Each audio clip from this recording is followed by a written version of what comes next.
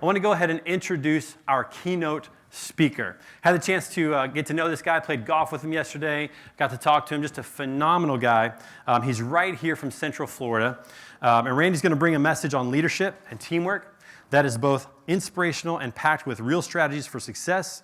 So get ready for a high energy, transformational, and memorable experience.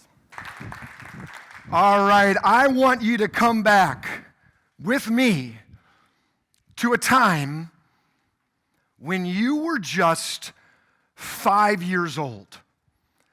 Now, I realize for some of you that's a little further back than others, but journey with me back to a time in your life when we were just 5. So many of us were so excited to learn new things. We were excited for what that day would bring. Maybe we didn't have the same childhoods growing up, but we all still remember things from when we were just 5 years old. I still remember something to this day that I learned, and it was so important in my life, 5 years old, and I still know it today. Repeat this back.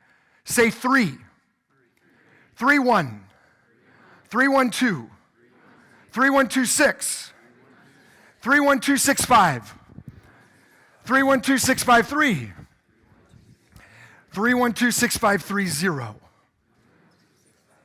Not bad. 3, 1, 2, 6, 5, 3, 0, 2. Oh, the coffee just kicked in right there. 3, 1, 2, 6, 5, 3, 0, 2, 1. Yeah, I think we're done. Yep. 3, 1, 2, 6, 5, 3, 0, 2, 1, 3 was my childhood home phone number. Do you remember your childhood home phone number? Of course you do. Unless you're in your 20s and you never had one. You've had a device in your hand since you were a kid. My childhood home phone was one of those phones that you had to go like this, and if you messed up, you had to hang up and start all over. I'm giving my age away. 312, anybody know the area code where it's from? Chicago. Back in the time when there was only one area code in that area. Now there's like 15. I remember that number. Why?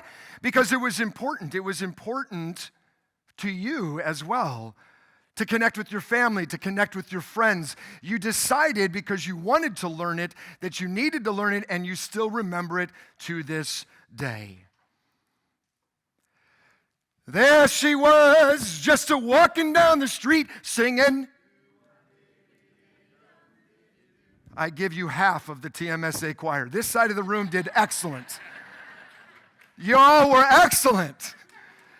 Leveling up is about becoming excellent. Maybe you all don't remember that one. Do you remember this? There's a story of a lovely lady who was bringing up 3.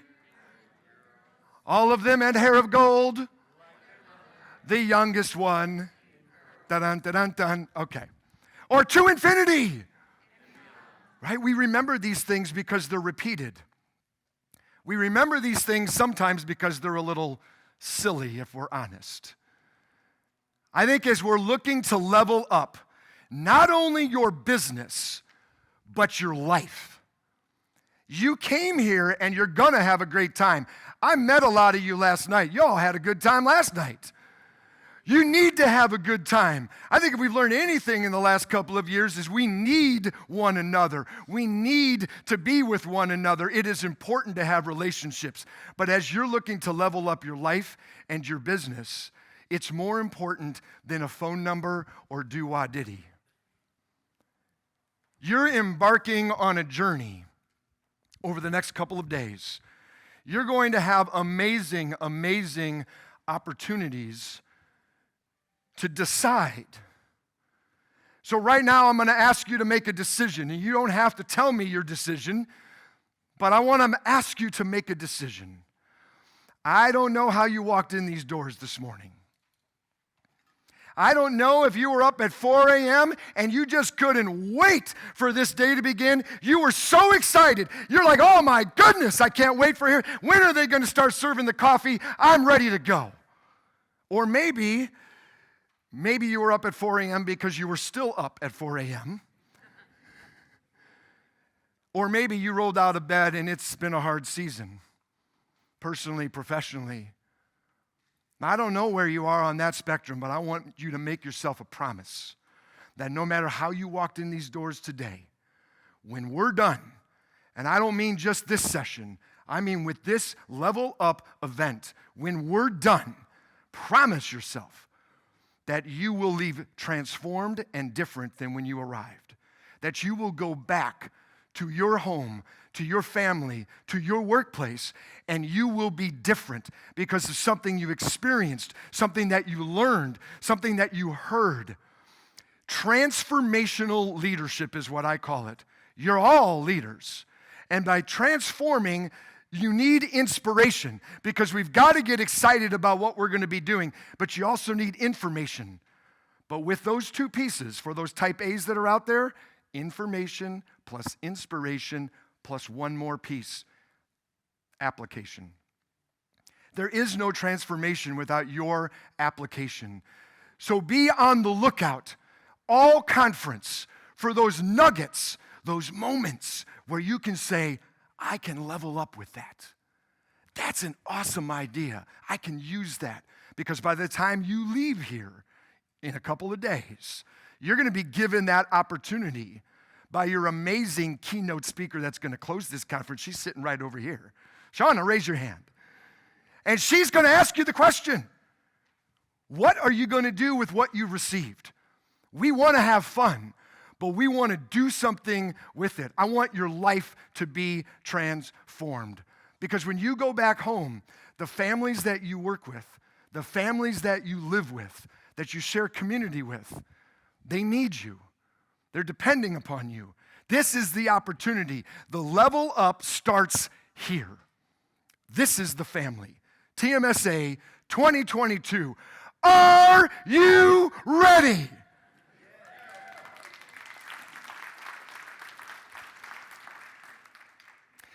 TMSA 2022, are you ready? All right.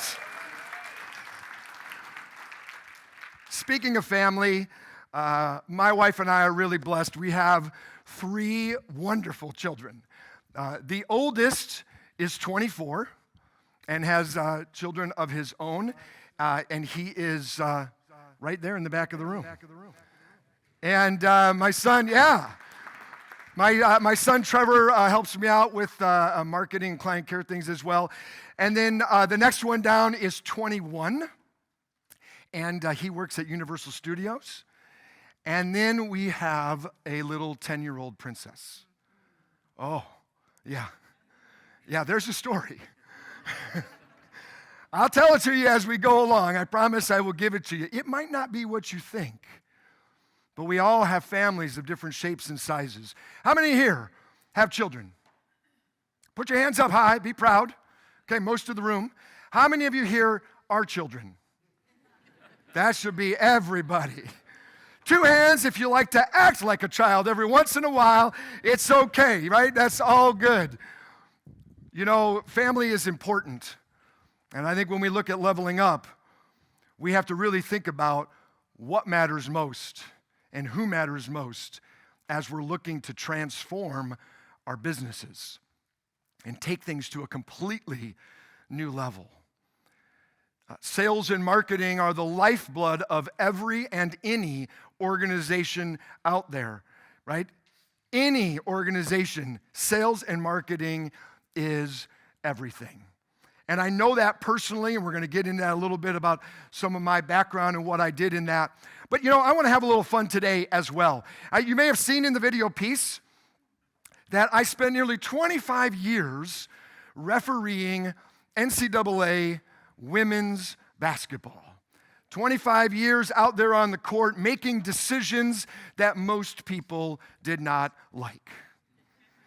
You know, we all make mistakes, right? We all make mistakes. The difference between you and me is that my mistakes were replayed on jumbotrons. So that I could walk over to the coach and he would say, this really happened to me. I was in a game one time and the coach, he was not happy with this call. And he is storming down the sidelines at me and I just kind of didn't want to really look at him. And he gets over to me and he goes, Randy. I'm like, yeah. And he goes, look up at that play. And I just went, I don't want to. You know, it's that moment, right, where you already know inside that you missed it, and it happens, right? But I want to have a little fun with that today. I want to give you all an opportunity to participate in kind of the referee and basketball experience. We're going to have a few things today that are going to be those level up moments. Somebody's going to say something, or you're going to hear something, and we're going to go, yeah, that's it. That's the moment. We got to remember that one. So what we're going to do is we're going to have a little thing that we all do together when that activity happens. So one of the most exciting plays in basketball is when somebody's going to the basket and they fight through that traffic and they get hit by their opponent and they go up and they score the basket and the referee goes up and blows their whistle. And what do all the fans and the players yell when that ball goes in? And one. Right? They all yell that. The referees don't typically yell that, but we do say it, actually. So that's what we're going to do. When we have that moment, I'm going to say, can I get an and one? And you all are going to go up like you just called a foul, and you're going to go up, and you're going to say, yeah, and one. You with me? We're going to try it. You ready? So I'm going to say, can I get an and one? And everybody's going to go, yeah, and one. Now, if you want the official way to count the basket, the official way to do it is here, score it. That's the official way. But if you want to have a little Flavor Flav with you, you can give it a little hit. If you're really smart, you can hit it here, do the other hand, do whatever you want. But I'm going to go, yeah, and one. So here we go. Ready? Can I get an and one? Yeah, and one. That's what we're going to do. Any and every time we've got that level up moment, because they're going to come. There's going to be a lot of them, and we're going to be excited to make that happen. Sales and marketing. I remember my first job out of college, my grandmother gave me a burgundy briefcase. It had the 2 gold lashes with the 3-dial combo on either side, opened up that briefcase. I took that briefcase, and I carried that briefcase door to door, knocking on B2B business sales. Just out of college, had absolutely no idea what I was doing. All I was told to do was go knock on the doors and say, can I talk to the person that handles your printing? And most of the time they'd look at you and go, where'd you come from? Right? Who are you? Well, I'll take your card and have somebody call you. How many people called me? Yeah. This was the day when there was no emails. We were excited to have plain paper fax, right? Back in the day. And I went around, I cold called one time on Amoco gasoline. Now, if you don't know Amoco, it'd be like BP, Shell. I went to their corporate headquarters and knocked on the door. And the receptionist says to me, you don't get to cold call Amoco. And I looked at her as politely as I could, and I said, I just did. And she said, we'll take your card, but no one's going to call you. And nobody did. It was a tough sales year for me. I had a quota of $100,000, and I sold exactly to the penny $32,000. Now, when somebody makes 32% of their quota, what usually happens? Yeah, you're out of a job, right?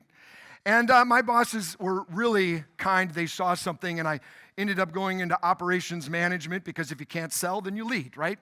That's how it works. I'm kidding, of course. But I've been there. Later on in my career, I spent 10 years, nearly 10 years, as a sales and marketing business development executive at a company that when I arrived was about $35 million, and within 5 years, we had doubled to about $70 million. I was a plant manager at one point, and that company when I arrived was $400 million, and when I finally left there, $1.2 billion. I was at a company for a very short period of time that was about $2 million. So wherever you are, I've been in that seat. The billion-dollar company, the small, privately, very small family organization. And I know that what you do is the lifeblood of every organization, and it's hard work to do it. And so how do we level it up? Well, I was talking last night with Holly. Holly's back there somewhere. There's Holly in the back. We were talking about this, and she said something that was really interesting to me. I believe most organizations and most people in this room, you think that one of your biggest differentiators is customer service. right? And we all think that, well, we've got to deliver amazing service because like in the printing industry, it was a commodity business. And so we have to be a differentiator through our service. And it reminded me of a story of a time when I was at that organization that was about $35, $40 million organization, sales and marketing leader. And we were doing work for a little company up in Minneapolis called Target. You might have heard of them. We were doing a couple $1 million a year of business with them, and in a very, very short period of time, the business went from a couple of million to zero. Now, that's a red flag. Something's not right.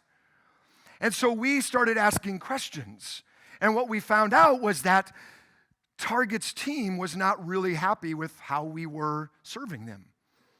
The rep wasn't communicating. They felt that we were out of touch at the corporate places of what we were producing, what we were bringing to the table. And so we were dried up, $0. So we made some changes. And we put a new rep on. And it's really interesting, and I think this is the point that I really want us to get today. He went in there and brought nothing with him but another executive in the organization. And he sat down at that first meeting and he listened. And he left. And a month later, he brought a different executive with him, and he sat down and he listened.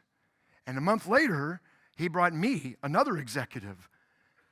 And for 6 consecutive months, we flew up to Minneapolis and we sat and we listened. We had no business. They weren't a customer anymore. They were a former customer. And we listened. And we listened, and we listened. And we continued to listen and come back with innovative ideas. And instead of selling them on what we thought we were good at, we listened to what they needed. And the real point was this. I think it's easy to say we serve people well when they pay us to do it. We were serving them, spending money, getting paid nothing. How far are you willing to go? What level of service are you willing to give to the people that give you nothing in return? How far are you willing to go for your team internally? I was talking to Whitney last night, and Whitney's like, the most important thing to me is my team. Because if I invest in my team, they will take care of the customer. How far are you willing to go for your own team, expecting nothing in return, so that you can take care of the customer at a completely different level? It is easy to take care of customers that pay you. It is easy to take care of the employee that is producing. How are you doing for the brand new employee that has no idea? What are you doing for that prospect that is out there? How far are you willing to go to serve them, to listen to them, to build them up, to make a difference? You want to level up your business? I'm not saying the bottom line doesn't matter. The bottom line matters, but how we get to the bottom line matters even more. The relationship. It was all about the relationship with us with Target. We spent 12 months with no business. 12 months of going back and forth and listening and learning and serving them the best that we could. And then the order came. And within just another 12 months, that $2 million of business that went to zero had now grown up to over $4 million in business. And it was solely attributed to the fact that we kind of got off of our own egos. We were good. We were one of the best in the business at what we did. But we weren't living it out. And we took somebody for granted. And when we started to listen to their need and how their need was changing, I don't know about you, but I think the last couple of years has shown us that our world is not only mad, but it is changing rapidly. It is changing rapidly. How do we navigate that change? Because it is critical in what we do to navigate change. How many here would say, If I asked you, you're a change agent, how many of you here love change? I mean, love change. Change agents, raise your hands. How many of you are there? Come on, put them up. How many people we got in the room? 15, maybe? 20. How many people in the room would you say you are hesitant when it comes to change? You're not totally against it, but you want to understand more. You want to learn more. You're hesitant when it comes to change. Put your hands up. Look at the room. That's most of the room. How many here would you be so bold and courageous to say that you are flat out resistant? I hate change. How many? Anybody? Oh, come on. There's got to be somebody. Yeah, there is. I can promise you. In 2020, after the pandemic began, our team at Fox Point did a survey, and we surveyed people in all industries all around the country. And we asked a variety of questions. And one of them was the question I asked you. Would you say that you are resistant, hesitant, or that you are a change agent? Over half, well over half of the people that responded said that they were either hesitant or resistant to change. So think about that when it comes to your husband, your wife, your children, your community, your coworkers, the owner of your company, your teammate, your customer service rep, the driver that's out on the road, your customer. The chances are most of them are not change agents. And that hesitancy can hold us back from leveling up. So we all want to become change agents as quickly as we can. We want to be open to the idea of helping people come along. We want to show them why it's worth making some changes, because doubling your business doesn't just happen. Doubling your business is an intentional focus on doing the things you do well consistently and now changing to do the things you need to do to become even better than you are. Change is a critical thing that we need to level up. Otherwise, how is it leveling up if we just keep doing what we've been doing? The world is changing. We have to be open to it, and we may not always love it. But the biggest thing is the why. That's the thing that we found in that study, is that people want to understand why. Why are we making changes? What is the benefit to the change? How does this help our overall vision? So when they see where they're going and they understand the why, they are more open to the opportunity to change. And so all of us need to be in that place. It's not easy.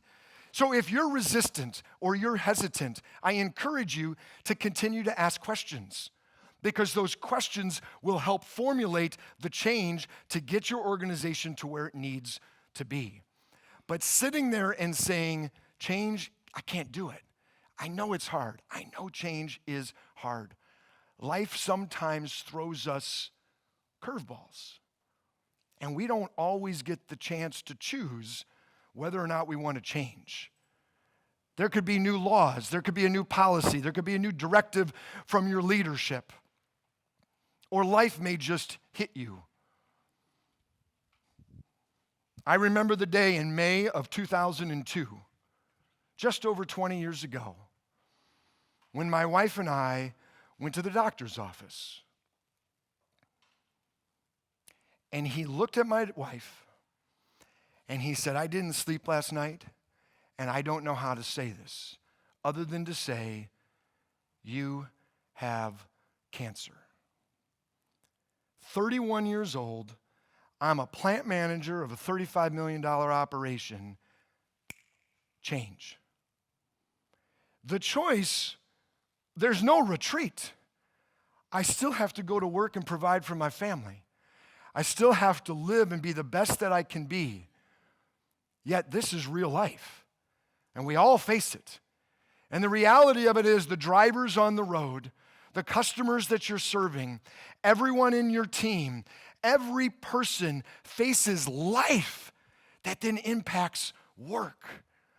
And so really understanding that the benefit of change isn't for change itself, but it's to see the situation we're in and say, we're going to adapt to make this the best we possibly can be. We're going to look at our competitors. We're going to look at what's happening in the economy.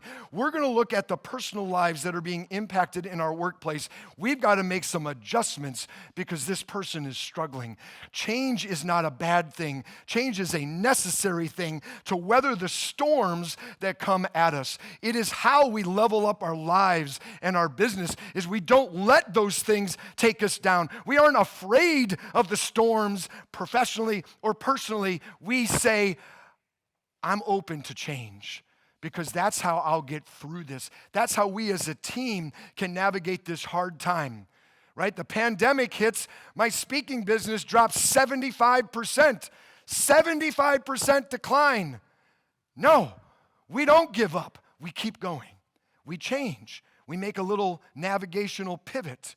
We work as a family. That's why it's so awesome that you're all here, because you're not doing it alone. You're coming alongside one another to say we're better together than we are on our own. You might be in the same industry, but there's plenty of pie for everybody to have a slice.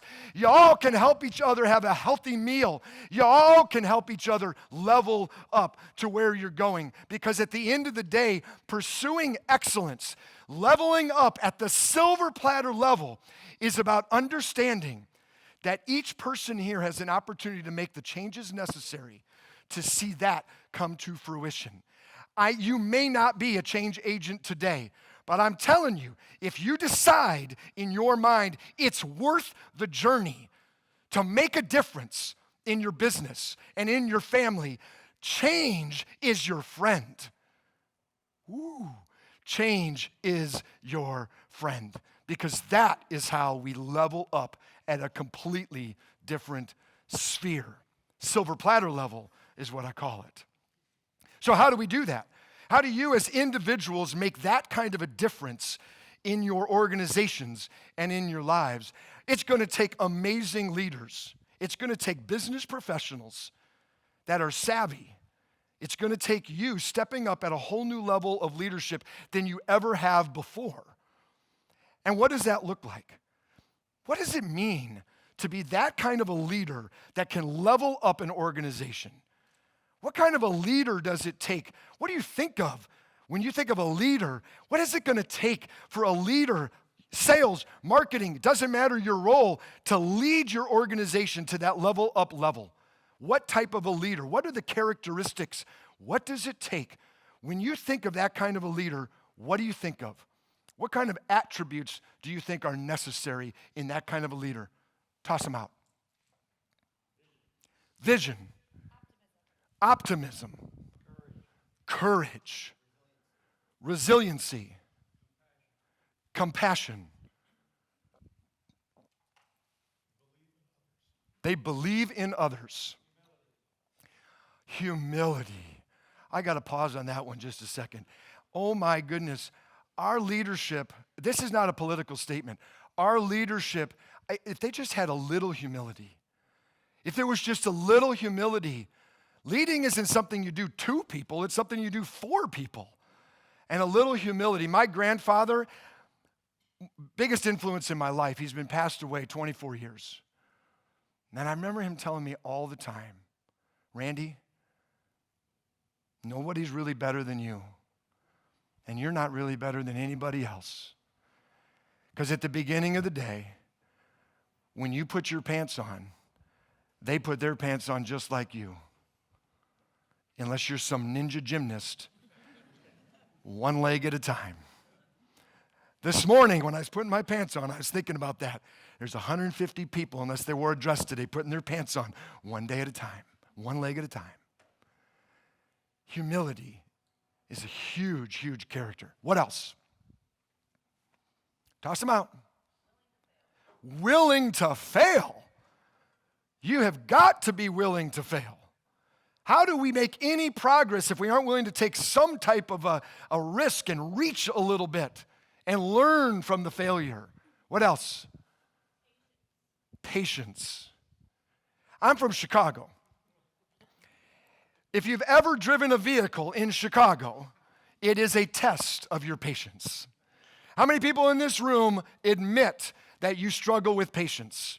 Put your hands up that you struggle with patience. Thank you for your honesty. Those that didn't raise your hand, liars. I'm just kidding. Patience is something we all struggle with at times because we have something in our mind that we want to do, that we want to say, and somebody else is getting in the way and slowing it down. What else? Perseverance to weather the storm. Empathy. Yeah, to really be able to feel for somebody else. Others.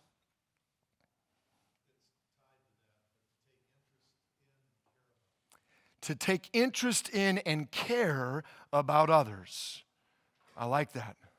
Yes, sir. A lack of hubris. That is well said.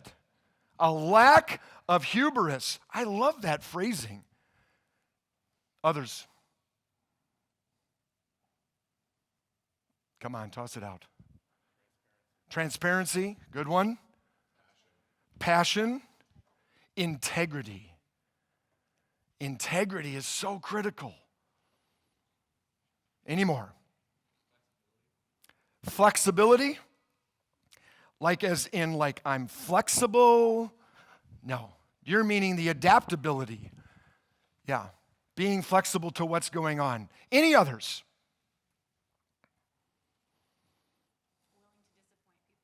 Willing to disappoint people, not to hurt them, but you're willing to do the right thing because it's the right thing to do, even if they're disappointed in what that was done. That's integrity. Doing the right thing because it's the right thing to do. All of the time. That kind of leads itself a little bit to honesty, right? Honesty. I don't think honesty is the best policy. I think honesty is the only policy. There's no other way to go in order to have integrity, to level up your business and your life. One more, last one, shout it out. Own the failure. Own your stuff. Accept responsibility for where you were. You know, we could go on and on. There's lots of great words and attributes that describe what it means to be a level up leader. Here's the key. Every person in this room, every one of you can live out those words. Every one of you can be that person of integrity, that person of compassion, that person willing to fail, that person to own the failure, that person that has a lack of hubris. You can be these people. You have to decide and choose if you are. That's what it's all about, is being that leader that others are willing to follow so that you can get to a place of silver platter service. It starts with you, each of you being that leader. That's not a title. Everything you just described is not found on business cards. It doesn't matter what your age is, your economic background. It doesn't matter your educational background. It doesn't matter how long you've been in the role that you have been in. Every one of you can be that type of leader that levels it up. You can be the one that others say, I'm willing to go there.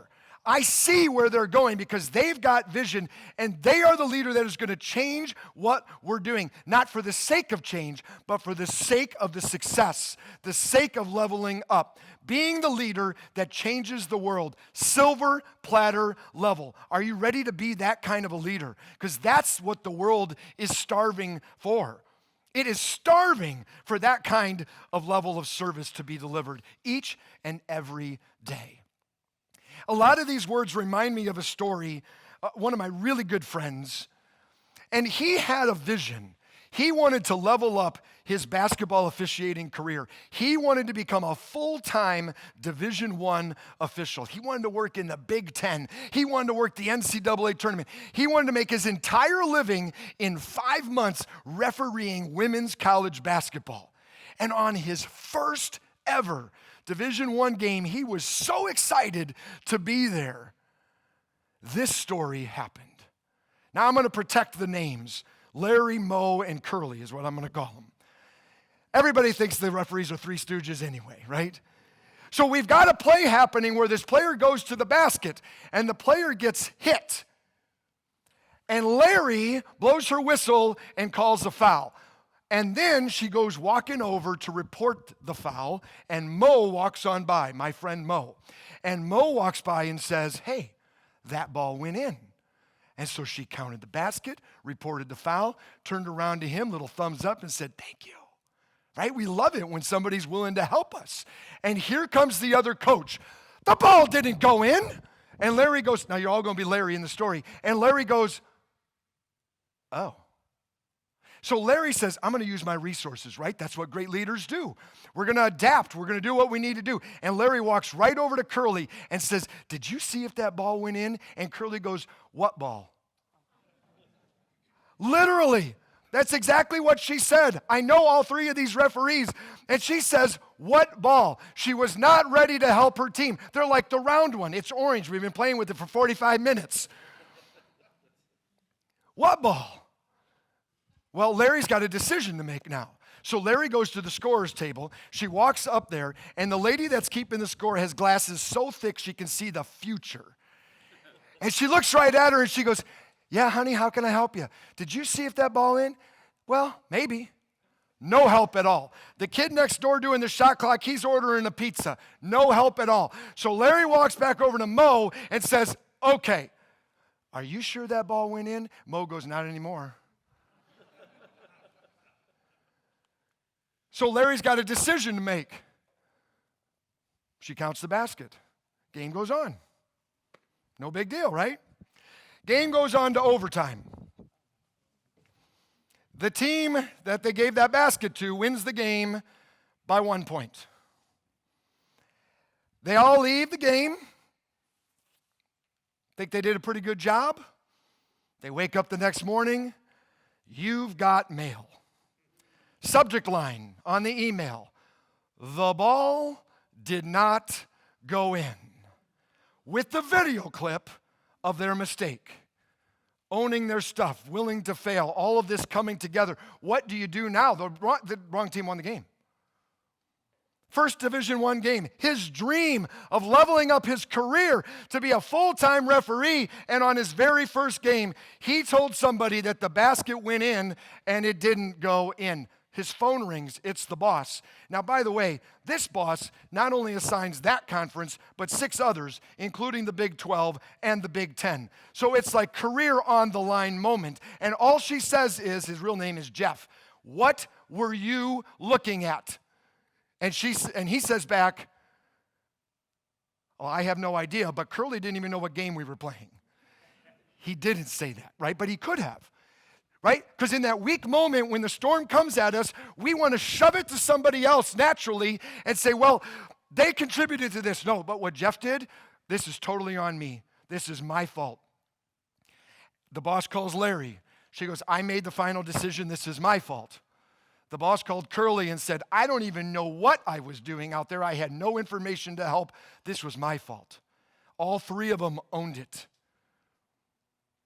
My friend tells me and all of these other referees the story, not just so that I could tell it to you nearly 15 years later, but so that we could teach other people, and so that other people would learn from our mistake, and that other people would be better, and that he would become better because he wouldn't be the student, he would be the teacher, and the teacher learns more than the student. And he would help people to avoid those types of mistakes the best that he could. He had the humility to say, I'm not perfect, but I'm working on pursuing excellence. 3 days later, he's out at another game. His friend, 30 years, his friend, makes a foul call, and the woman goes up and she gets hit, and his friend calls the foul, and he's walking over to report the foul, and my friend Jeff Mo from the story walks by and says, the ball went in. This guy knows the story. What do you think he does? He turns around and goes, can I trust you? Friend of 30 years. See, we didn't say that word, but trust is everything. Your team, your life depends on trust. It all rests on the pillar of trust. My daughter, when she was 2 years old, she would love it when I would pick her up, throw her in the air, and catch her. And she would say, Daddy, again, again, again. And I would toss her in the air, and I would catch her. And I would toss her in the air, and I would catch her. She'd say, again, again, again. Anybody got a 2-year-old? Go home and do it. If you don't, borrow your neighbors. Just throw the kid in the air and catch them. And they'll say, again, again, again. Do you want to know why my daughter said again? I caught her. I'm telling you right now, if you throw a 2-year-old up in the air and walk away and they drop, they are not saying again. It is all about trust. Every time you interact with someone, every time that you communicate, verbally, non-verbally, written, text, it doesn't matter what it is, every interaction with another person, you need to visualize that you just tossed your relationship with them in the air. It's up to you to catch them. If you do, you maintain trust. If you drop them, it's over. It doesn't matter how long you've been together. Everything hinges on trust. Can I get an and one? Yeah, and one. You got to be trustworthy in everything that we do. And all of the other words that you just lived out, or you were talking about, we need to live out. There's no question that this is paramount to delivering the kind of service that we're talking about. And when I think about that service, it reminds me, and this is where the silver platter comes from. Silver platter service is something for us to be reaching for. And it was lived out for me one day on a plane. Travel a lot for my business, and I'm sure that you travel quite a bit as well. And if you've ever been on an airline, there are times that we maybe don't receive the best service that we could receive. It seems like, even though they have a job to do, that they're just kind of doing the task that they need to do. A lot of times on an airline, I'll hear them say, and they'll just come down the aisle, and they'll just be like, you want something to drink? You want something to drink? What's that? I can't hear you. You want something to drink? We don't have that. Did you read the card? I've had somebody say that to me. We don't have that. Did you read the card? I'm like, oh, sorry. They might be doing their job, but they're not doing their job with excellence. I want you to come with me on a flight from Chicago's Midway Airport to San Antonio, Texas. We're on my favorite airline, Southwest. I love it, LUV. Right? They don't pay me to say that, but Southwest Airlines, we're on a flight, and Abraham is our lead flight attendant that day. This is exactly what happens when Abraham comes out to take the drink orders. He gets to the first person, he looks right at him and says, sir, what would you like to have? And he goes, oh my goodness, that sounds good. If that seat next to you was open, I'd sit down and have one too. I'm like, ooh, this is going to be different. He's taking things to a completely different level. He isn't just doing his job. He is intentionally building relationships. He wants to change the dynamic and the experience. He gets through and he walks through aisle by aisle and has something different to say every single time. And he gets to me and he looks right at me and says, sir, I would be no gentleman if I did not serve the beautiful woman sitting next to you first. Thank God it was my wife. It was such an amazing experience. But my favorite part is when they come out to collect the trash. This is an official Southwest Airlines trash bag. Maybe they buy them at Costco. It looks like the same to me. They come out with the trash bag, and they come down the aisle, and they collect the trash. Just like you all have work to do, and everybody in your team has jobs that need to get done, some are nicer than others, and some are maybe a little messier.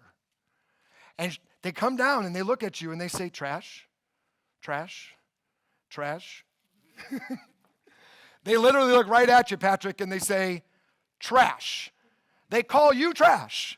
and they collect your trash. But here's what we do. We accept this.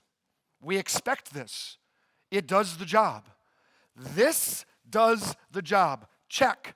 Trash has been collected. I want you to look at this. I want you to really look at this trash bag and say, what are the things that we do on an ongoing basis that we could change, that we could level up, that we could say we're going to be the ones that are totally different. This isn't just customer service differentiation. This is a next level of an experience like Abraham gave that day when he came out of the galley and he brought to the first row a shiny silver platter.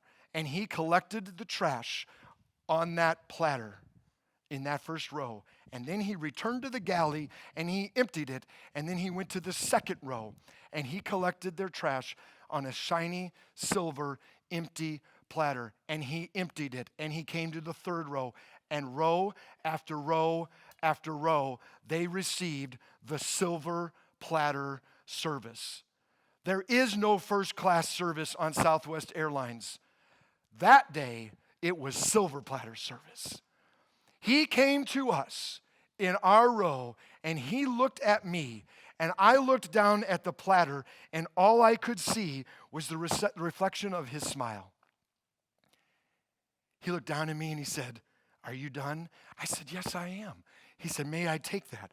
I said, "You may." He said, "You're too kind." I was too kind to give him my trash on a silver platter. This man was amazing. Remember this. What is it? What is it in your business, in your life? What is that one thing that you could do where you could throw out the white trash bag and you could give somebody the silver platter service? What is it? I can't answer that for you. But over today and tomorrow, maybe it takes you into next week. What is it? Each of you are intelligent people. You are in the position you're in for a reason. You're here today not by chance. You're here in this season for a reason. Silver platter. What is it that you will do to take the routine, mundane, and turn it into a leveled up, next level experience like Abraham did that day? You know what the world needs? You know what your husband needs? Do you know what your wife needs? Do you know what your kids need? Your neighbor? Your church family? Your coworkers? The driver out on the road? Your customers? Do you know what they need? They need silver platter service because they need hope. They need excitement. They need to know that they matter. They need to just feel loved, and maybe you're the only one that's going to deliver to them that day. Silver platter service changes everything. Can I get an and one? And one. There we go. Abraham. Oh, we're not done with Abraham. No, we're not done because I was so intrigued during this flight that I decided that I had to go speak to him. And I went up to him and I said, "Abraham, you seem to love your job." And he looked at me and he said, "What's your name?" I said, "Randy." He said, "Randy what?" "Fox." He said, "Mr. Fox." Right there again. He didn't need to do that. "Mr. Fox, I do like my job, but I love people." And it kind of rattled me a little bit that I was just seeing somebody doing a job with joy and thought that he really loved what he did each and every day. But that's not his why. His why is that he loves people. He likes what he does, and he loves people. See, when we like what we do and we love the people that we do it with and that we do it for, it changes everything. Because suddenly, people don't just matter. People matter most. It's amazing when you are that intentional to go out of your way for somebody that doesn't expect it and maybe doesn't even deserve it. And you give them the silver platter because you want to, not because you need to, Not because you want another sale, not because you want to increase your bottom line, but because from your heart of hearts, you care so deeply about the relationships that you have that you know that the blessings of the bottom line, the level up growing comes because we're all relational. We all want to be in community, and that's how we change and level up businesses, because it's all about relationships, and it's finding your secret sauce to take the white trash bag and throw it out and deliver the silver platter. It changes everything. I've been on many Southwest flights since that day. And any time that there's the opportunity, I like to start to tell the story to the other flight attendants. And more than one occasion, I've had people say to me, and one of them really stuck out at me. As soon as I started to tell the story, she stopped me and she goes, "It's Abraham from Atlanta." How many flight attendants does Southwest have? He is known for doing things like this all of the time. Every time I get on a Southwest flight, I pray for safety, I pray for the pilots, and then I pray, will I see Abraham? And I've never seen him again. But I feel like he changed me. And I hope he's changed you too. Because leveling up is about loving people so well and giving them something that they would never expect. And it changes the business. I recently spoke at an event in Kearney, Nebraska. Now, Kearney, Nebraska is in the middle of nowhere. But there are some flights that fly into a city about 10, 15 miles from there. I instead decided to fly to Omaha and drive 3 hours just so that I could fly Southwest Airlines. He's got me. I'm hooked. The loyalty program's great. But I'm looking for those moments in the people that are out there. And the businesses that change, the people that change are the ones that see the innovative opportunity. They don't wait for somebody else to do it. Don't wait for your owner or your leader. Don't wait for somebody else or your customer to ask for it. Give it to them. And it will come around, and it will come around, and it will come around for you. Well, we are almost getting to home here. Just a few more minutes.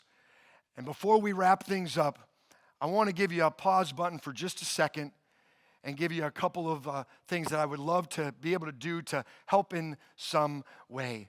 I have a leadership, a little e-club. It's an email club. We send out a few times a month inspirational videos, absolutely free. They're 3 to 5 minutes in length typically. And just something to help encourage you and to inspire you and to give you information on your journey. So if you're interested in connecting in that way, if I could ever help you in some way, if you would sign up for that, if you reply, it comes right to me. I'll reply back to you. I'd love to help you and stay connected. I really think I learn as much from everybody that I connect with as we learn from one another. And so there's a great opportunity to do that. So the way that you sign up for that is you will text the letters T, M, S, A. You will text TMSA to the numbers 66866. Again, TMSA 66866. It'll give you a prompt to put in your email, and that'll be it. And you can unsubscribe, of course, at any time. I'd love to connect with you that way. Right after this, there's a little break, and then there's the coffee talk. My son and I are going to hang out over here. I've got Silver Platter Service and A Leader Worth Following, 2 of my best-selling books with. So if you're interested, you want to pick one up, or you want to just come high five, fist bump, butt bump, whatever you like to do. I'm a hugger. I'm sweaty, but I'm a hugger. Come on by. I'd love to hear your story as well. We're going to hang out over here for about an hour. And then I'm also going to be at one of the round tables at lunch. And so if you want to connect and share a meal and chat a little bit more, I'd love to see you there as well. So, it is an honor and it's always a privilege to get to share some time with people. And I got to know some of you a little bit more last night. I can tell that you care about what you do. I can tell that you didn't come this way just because it's Florida, although that's pretty awesome. Yeah, come on down. I moved 4 years ago. There's only one regret when you move to Florida. Should have done it sooner. Yeah, especially when you're from Chicago.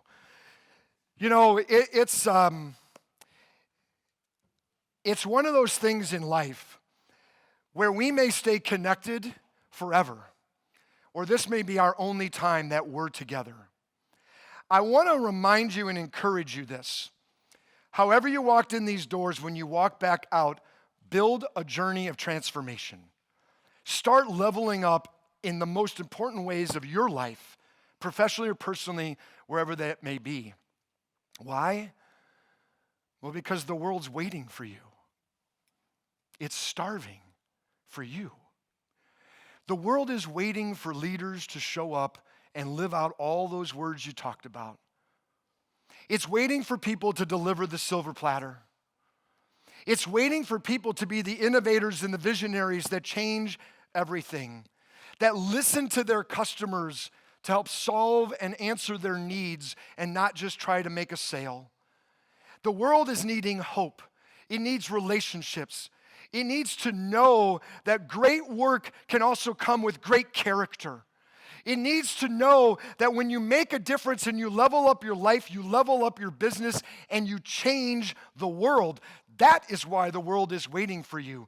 Because when you get back to your home community, and not just your business, you can change everything. Even if you're a hesitator or a resistor, you can go back and make an imprint that nobody else can ever make. All of you have a thumbprint. All of you have fingerprints.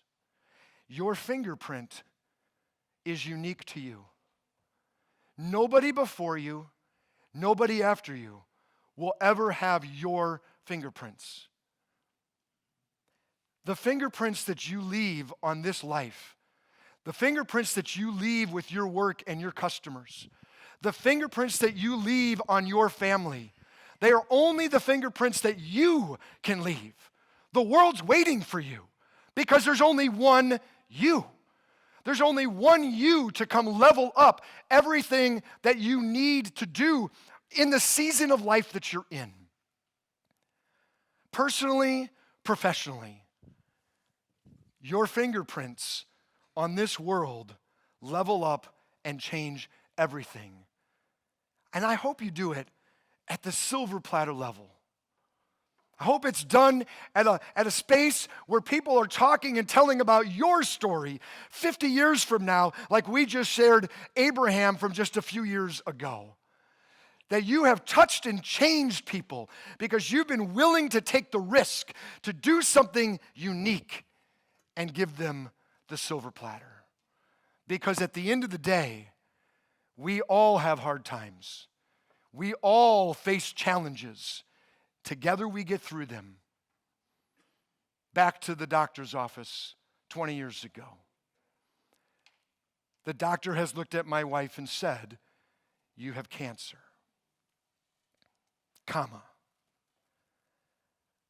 and there's no cure." I met my first wife when I was 17.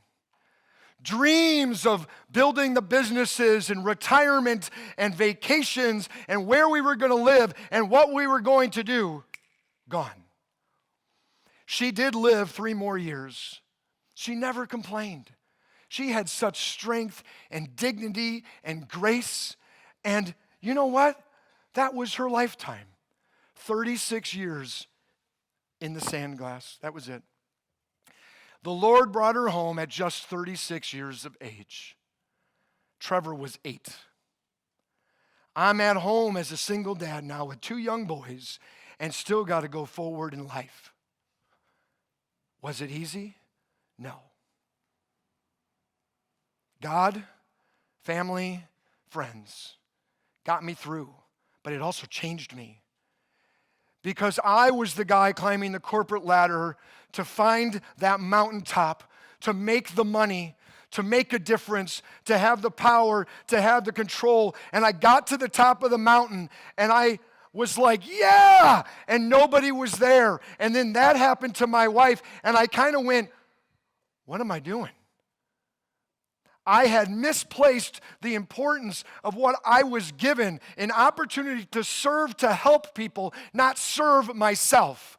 I was more interested in how much money I was making than the difference that I was making in lives. And it began a life transformational experience that brought me here to you today. Because I suddenly decided that I needed to change. Not the world, me. That it was time for me to make a difference. I had no idea that when we got engaged in our early 20s, we had no idea that just 12 years later, she would be gone and not here anymore. I also had no idea that when I went to the NCAA basketball officiating meeting shortly thereafter, that I was going to sit in a room about this size, and I was going to sit next to a woman from Madison, Wisconsin, and we were going to begin a conversation. And I had no idea that that conversation was going to turn into a real conversation, and that conversation was going to turn into a completely life transformational experience. And last month, my second and current wife and I just celebrated our 15th year anniversary. I have no idea that this was what my life was going to be, but I can tell you what I really didn't know. I really didn't know that when I was 43 years old, my current wife was going to say to me, I think we should have a kid. And I said, time out. On our first date, I mentioned to you about a little surgery that I had, and the reversal was way more painful, I'm just telling you. But totally worth it.